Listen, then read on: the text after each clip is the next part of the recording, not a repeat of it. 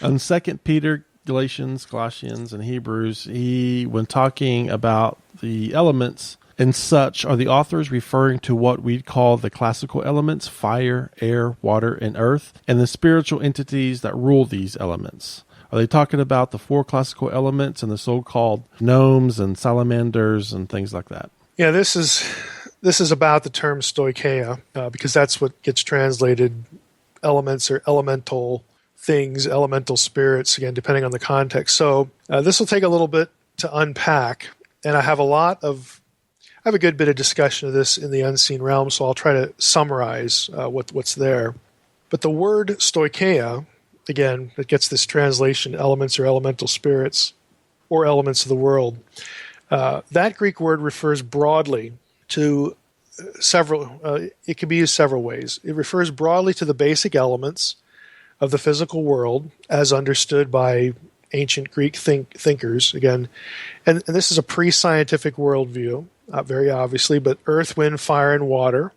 So since they considered earth, wind, fire, and water to be the basic building blocks, basic elements that all the material world was made of, that's why they would use this term, stoicheia. Okay, these are the basic elements of reality of our material world. I've never seen it associated with gnomes or anything like that, so I'm basically going to say I don't see any evidence for that, unless in later cultures those things are associated with elemental spirits and whatnot. Then I guess by extension you could make that connection, but in the New Testament, we don't. That's not in view, at least as I understand some of those other terms. But again, this is a pre-scientific culture. I mean, they don't know things like atoms and electrons and protons and neutrons. So we shouldn't get our science from this. We shouldn't be thinking, oh well, throw all that physics stuff out. Everything's made of these four things because hey, the New Testament uses this word, and that would just be wrong-headed from the get-go. Secondly, stoicheia is also used of the sun, moon, and the stars, so celestial objects. Again, the typical ancient belief, mostly really this is a sort of a pagan belief because Paul's going to say certain things that take shots at what I'm going to describe here. But the typical pagan belief was that the celestial bodies, those bodies controlled individual fate of men and women. In essence, what we would think of today as astrology. Biblical theology, of course, rejects that idea, but does use the term stoicheia to refer to, again, the elements of the physical world. 2 Peter 3, 10, and 12, I think, would refer to that. Again, whatever they are. But it's not like the biblical writers are thinking that those things control individual fate. And also, it's not like the biblical writer is asserting something that we need to embrace as some sort of sanctified science, that kind of thing. This is just the way people thought. We have to let them be who they are. Another option, stoicheia is also used to talk about the fundamental principles of the Mosaic Law, the fundamental truths of something. Hebrews 5:12, that's where you're going to get this sort of usage. I might as well read that one. Might not be as familiar.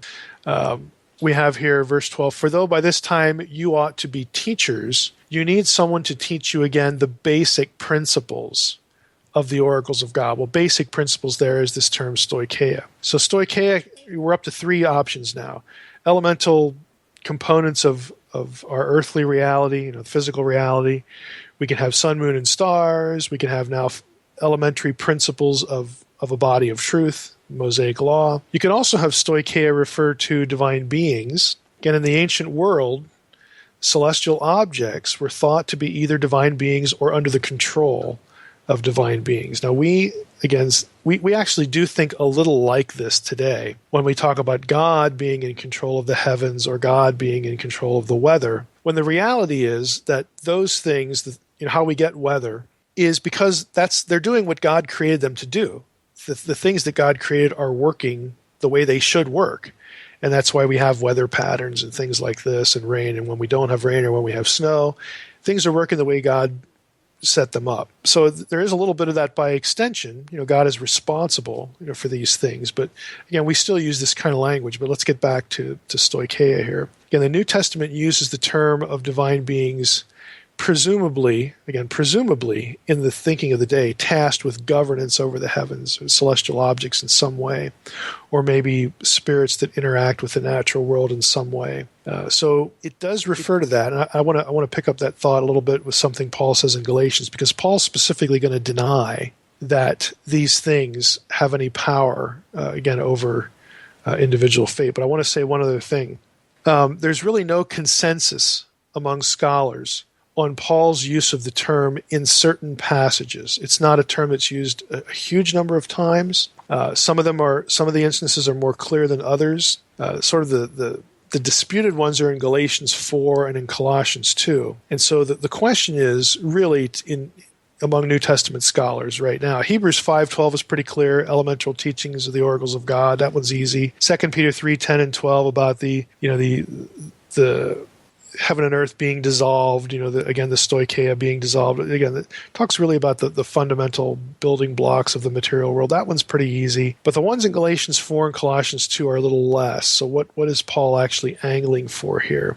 And one of these is going to have some particular importance for, again, my own thinking, the whole divine counsel thing, because in Galatians 4, Paul makes a statement that some have said should be understood as Paul denied the idea that other gods still exist. I, of course, don't believe that. I think Paul understood that they did, understanding God as, again, a disembodied being of the spiritual world. And he certainly believes those exist. But let's start with Colossians.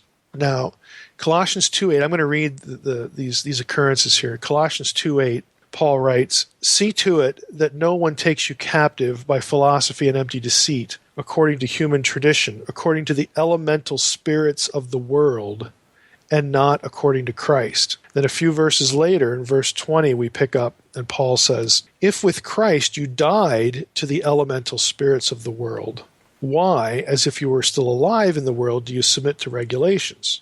Don't handle, don't taste, don't touch." Verse 22, referring to things that all perish as they are used, according to the human precepts and teachings. So right there, because he mentions precepts and teachings, but he's also talking about dying to elemental spirits of the world. There's a debate over whether the elemental spirits, the stoicheia of the world here, refers to the law or something like that. Well, the law wasn't for the whole world, and so I think we can rule that out. And he's not talking about dying to earth, wind, and fire. Okay, that doesn't work either. So I think the majority of scholars, it's fair to say, would say that what Paul's talking about here are divine beings, again, that were sort of perceived to running or ruling over the fate of people because they were thought to control the celestial objects that move time and seasons and really thought, like modern people do, some modern people do with astrology, that what happens up in the heavens actually controls the intimate circumstances of our life. And so I think when you get to Colossians 2, that's probably what Paul's shooting at. And I think in Galatians 4, that's certainly what he's shooting at. Let me read Galatians 4, and here's the one that, again, sort of, I've had people throw at me and saying, well, Paul didn't believe that there were still other gods and all that. You'll hear it when I get to it, but we'll just start in verse 1 here in chapter 4. Paul's talking about, contrasting the law and faith in Christ and whatnot, but he's going to be talking to two audiences, Jews and Gentiles. That's important to think about because he's writing to the Galatians. This is a Gentile church. It's not in Jerusalem or Canaan or Israel. This is a Gentile gathering, but it has Jews in it. So here's what he says, verse 1. "I mean that the heir, as long as he is a child, is no different from a slave, though he is the owner of everything. But he is under guardians and messengers until the date set by his father. In the same way, we also, when we were children, were enslaved to the elementary principles of the world. But when the fullness of time had come, God sent forth his Son, born of a woman, born under the law, to redeem those who were under the law, so that we might receive adoption as sons. And because you are sons, God has sent the Spirit of his Son into our hearts, crying, Abba, Father. So you are no longer a slave, but a son. And if a son, then an heir through God. Formerly, when you did not know God, you were enslaved to those who by nature are not gods. But now that you have come to know God, or rather to be known by God, how can you turn back again to the weak and worthless elementary principles of the world, whose slaves you want to be once more? You observe days and months and seasons and years. I'm afraid that I have labored over you in vain. Now, here's what I think is the key to this. I think the first, we'll say 7 verses, Paul has Jewish Christians in mind, because these are the people who know God. He talks about the law, about the Messiah, God's Son being born under the law. He talks about being under the law. It has a Jewish flavor to those verses. But then in verse 8, he says, formerly, when you did not know God. Well, the Jews certainly knew who the true God was. So I think at that point, he starts to then pick up on the Gentiles in his audience. Again, Galatians has a dual audience. Now, why is that important? Here's why. I think Paul is contrasting stoicheia. He uses stoicheia to both audiences, if you caught that. In verse 3, he says, you were enslaved to the elementary principles of the world. And then in verse 9, he talks about it's insane to want to go back to the weak and worthless elementary principles of the world. He uses stoicheia to both audiences, and he's using it to contrast the stoicheia to salvation in Christ in some way. Now, since Paul is speaking to both Jews and Gentiles, I would suggest, is using the term in a different way with respect to each audience. Stoicheia as law would make little sense to Galatians, okay, though it would strike a chord with Jews. Now, my view is that in Galatians 4:3, Paul is using stoicheia to refer to the law and the religious teaching with a Jewish audience in view. And then the audience, again, shifts right around verse 9, verse 8 or 9, something like that, to a Gentile. So in Galatians 4:8, when he shifts to pagans, since the Jews would have known about the true God, okay, the times and seasons of years in verse 10 is not referring to the Jewish calendar. Since he transitions to Jews in verse 8, I think that Paul is talking about celestial objects, sun, moon, and stars, again, that mark days and months and seasons and years. So I think Paul is shooting at this idea that these celestial objects either are deities or are controlled by deities. And so, again, his Gentile readers would be thinking that boy, what happens up there really matters because the gods, they have control over our lives. And Paul's saying, look, you were enslaved to these objects in heaven that are not gods. They're just objects. They're not gods. Okay, and they're not even controlled by God. I mean, Paul's actually taking a shot at this cosmology. And he's saying, look, now that you've been released from this superstition, don't go back to it. Okay, don't worry about the times and the seasons and the days and the months, because if you believe this stuff, if you believe astrology, let's put it that way, then that stuff starts to take a hold of your life because you assign it power. And Paul's saying, look, it doesn't have any power. They aren't gods. And I don't think that Paul should be taken, that statement of Paul there should be taken, that is aimed at celestial objects in the sky. That cannot be taken to say that Paul doesn't believe his Old Testament, which says that, the sons of God, those Elohim, controlled the nations of the world, because Paul quotes Deuteronomy 32, which has that theology. Deuteronomy 32, 8, and 9, this is where it all comes down. The whole Deuteronomy 32 worldview. Deuteronomy 32 is quoted several times in 1 Corinthians 10, and specifically 1 Corinthians 10, 20, and 21, Paul talks about demons, and he's quoting Deuteronomy 32:17, where it says that they didn't worship God. They worshipped gods that they had not known.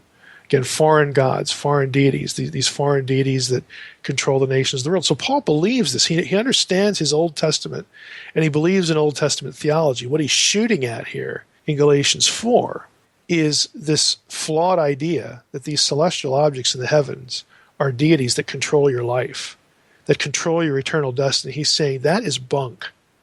Don't go back to it. So, back to the original question, how do we parse stoicheia? Well, lots of different ways. I mean, you have basically 4 options, and I essentially ran through all the occurrences of the term.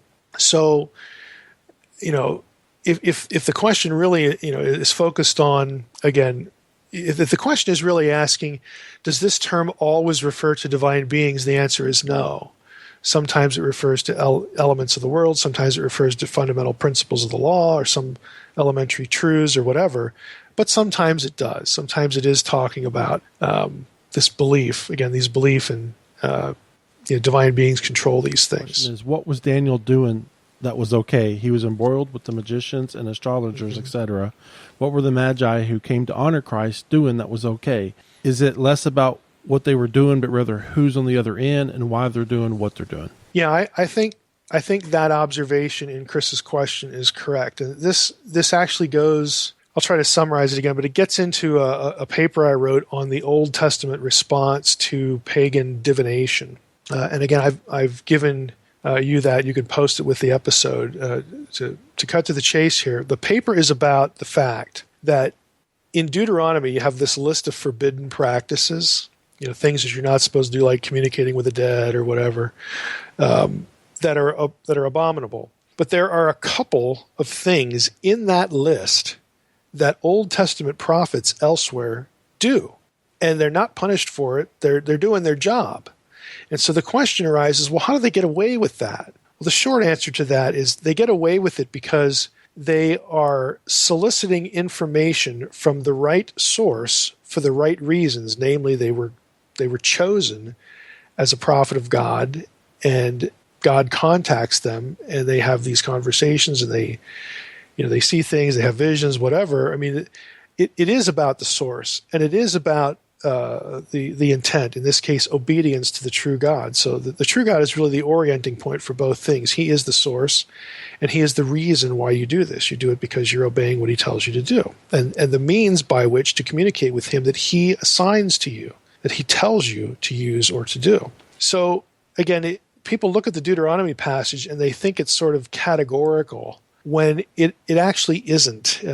There's a context to it. And the overarching context to this thing generally is a true prophet of God, someone who is getting divine information from the other side, from the correct source, is one, to quote Jeremiah 23:16, is one who has stood in the council. The true test of a prophet is, have you encountered God in his throne room, in his council, to receive your commission to do what you're doing? And we call that broadly, have you had a divine encounter? Have you been commissioned by the true God? If you have, and God says, hey, you can use the Urim and the Thummim, you can do this, or I'm going to communicate with you in a dream, or I'm going to give you the ability to interpret a dream, or I'm going to give you the ability, okay, in the context here, to discern something I'm doing, some messaging that I'm giving in the heavens. Okay, that's okay because it's the correct source. And, I'm in control of the dispensing of this information. One of the reasons why a lot of this stuff was violated, like communicating with the dead, which the biblical prophets do not do. I mean, you don't have, there's a little twist on this in 1 Samuel 28 when Samuel is called up by the medium at Endor, that God permits Samuel to have that conversation with Saul. But other than that, you don't have biblical prophets engaging in this kind of thing. In that case, they are the dead guy. But the reason why a number of these things were forbidden is that you can't have humans initiate this sort of contact with the other side because they don't know what they're getting, and they can be misled or destroyed by the information. And so God sets up rules for his people, do's and don'ts. Do not do this thing, not because it's a fairy tale and not because it doesn't work. The rules are there because it does work, and it's dangerous. God gave the Israelites the Urim and the Thummim and the ephod and all these sorts of things, and he gave them prophets, people that stood in the council and were sent to the people. God gave them a variety of means by which they could learn information from him. It was initiated by God, the information is controlled by God, and the information is true and correct because he's God. He's the true God. If you don't have those boundaries and those parameters, okay, it is dangerous. You should not be doing this. You will be misled. I have enemies, God says. Okay, there are other gods around here. Again, back to the Deuteronomy 32 worldview. You are surrounded by hostile entities, not just hostile people, but hostile entities. And oh, wouldn't they love to get your ear? I mean, there's this sense of protection. These rules are here for your own good. Now, Daniel is trained again in all the wisdom of the wise men. And if people do a study of the term wise men, you actually read through Daniel, in Daniel 2, where it says. Just go to Daniel 2 here in verse 2. The king Nebuchadnezzar commanded the magicians, the enchanters, the sorcerers, and the Chaldeans be summoned to tell the king his dream. Of course, they can't do it. Chaldeans answer in verse 10, hey, there's no man on earth that can do this stuff.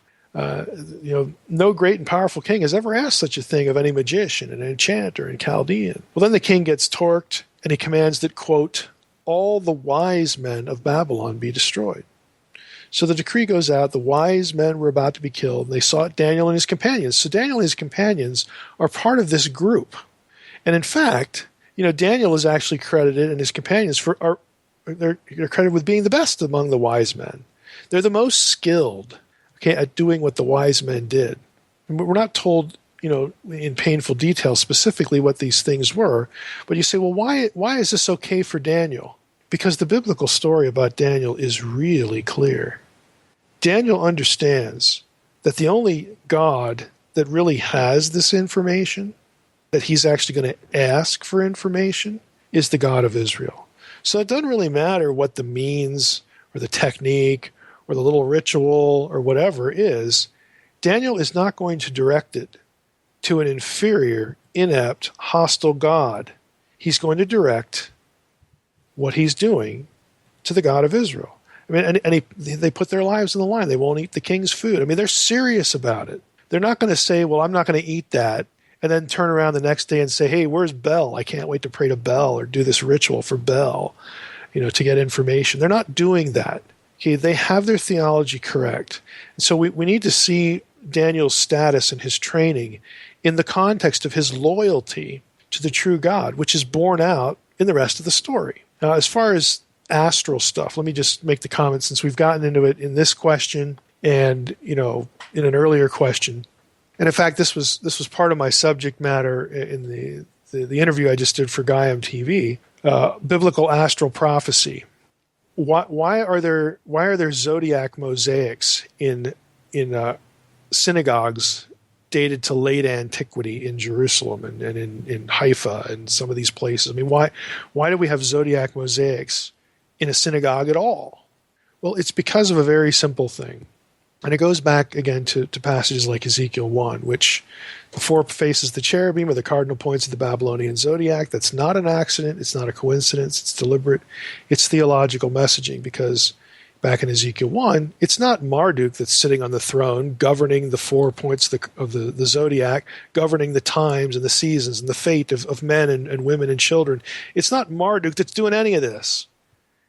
It's Yahweh, the God of Israel, who's actually in control.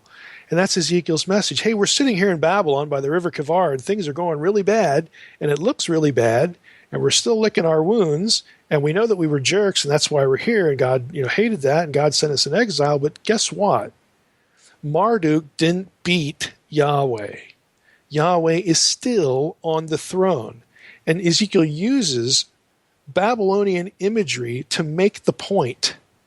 What people we're sitting here in Babylon, people think that this God is great, Marduk is great, and look what he did to the Israelites, and he's in control of everything now. Pardon me. Okay, he's not. So the message to the captives is, God is the one who controls the times and the seasons and the course of history and the events that happen here. He is the one in control. Now, since Israelites, biblical writers, and people who are believers believe that, they believe that, hey, doesn't Genesis say God created all this stuff for times and seasons and all this stuff? Well, of course it does. So the common belief was, and it was good theology, that, look, that stuff going on up there, again, they're not astronomers, they don't have modern science, they're not doing, theoretical physics and all this kind of stuff, but they're looking at the heavens with the notion that, we know who really made those. And I'm betting that if we really understood how those things moved and what they did, that God could communicate certain thoughts to us about what he intends to do and what he is doing. Okay? We have Psalm 19. The heavens declare the glory of God. Okay? The firmament proclaims his handiwork. It's not just saying, well, that's a nice artistic picture, because if you look at what the rest of the Psalm says in Psalm 19, again, it's not that, oh, those are neat decorations. Day to day pours out speech. Night to night reveals knowledge. There is no speech. Nor are there words whose voice is not heard. Their voice, whose voice? Who's the there? It's the heavens. Their voice goes out through all the earth, and their words to the end of the world. Now, the Masoretic text actually reads, their line goes out through all the earth. It's a reference to the ecliptic. The ecliptic is the imaginary line that the constellations of the Zodiac travel. Again, there was this sense, even in the Bible, that you could look at the heavens and possibly, again, if you were asking the true God for the information or learn what you're doing here, or depending on him, you're assigning, the knowledge to where it needs to be assigned, and your loyalty to the true God is not in question. It's possible that you could learn something up there. And that was the belief. Paul quotes Psalm 19, the passage I just read. He quotes verse 4 in Romans 10, verse 18. Anybody remember what Romans 10 is talking about? That's the passage where Paul says, hey, what about hearing about Jesus? How shall they hear unless they have a preacher? And faith comes by hearing, and hearing by the word of God. Have they not heard? And Paul says in verse 18, yes, they have heard. And then he quotes Psalm 19, verse 4. Their line or their voice goes throughout the whole earth, their words to the end of the world. It's an oblique reference to the idea that somehow the heavens communicated the coming of the King, the coming of Jesus. Now, I personally think that what Paul was thinking about there, and I can't prove it. I'm going to be upfront and say I can't prove that Paul was thinking about this, but I have a suspicion that what Paul was thinking there is what we read in Revelation 12, the astral signage of the birth of the Messiah. Again, I can't prove it. It's my suspicion. He's thinking something because he quotes the verse. And Paul's a good guy. He's a faithful believer. He's not like a heretic. He's not like, iffy. It's Paul. He wrote half the New Testament. So there is this sense, if God chooses to communicate to people by this means, he very well can do it. There is something to be learned there. And that's why you had this, assumption among people who were serious about their theology, that something can be learned here. Now, where they drew the line, and the early church drew the same line here, where they drew the line was this notion, just like we saw Paul condemn this idea in Galatians 4, this notion that these celestial objects are themselves deities with any power and that they control human fate. That is bunk. Only God controls human fate. These objects do not. So serious believers would have been offended by what we think of as modern astrology. That was bad theology. We'll let Oprah do that, okay, or somebody else. That is not what we're talking about here. It's not what Paul's thinking in Romans 10. It's not what John was thinking when he wrote Revelation 12. It's not what Daniel's thinking. Only God controls the flow of history and the fate of humanity. Okay, he might message something through these objects, but they themselves have no power over you. And that's why Paul says, you're crazy to go back to this now that you've been liberated by Christ. But anyway, I know that was a long, sort of convoluted answer to that, but you get into all sorts of areas about that. I don't think what Daniel's doing is wrong. It's very evident whose side Daniel is on. And it's very evident that God does give him information. He's the one behind Daniel's effectiveness. And there is no question about Daniel's loyalty.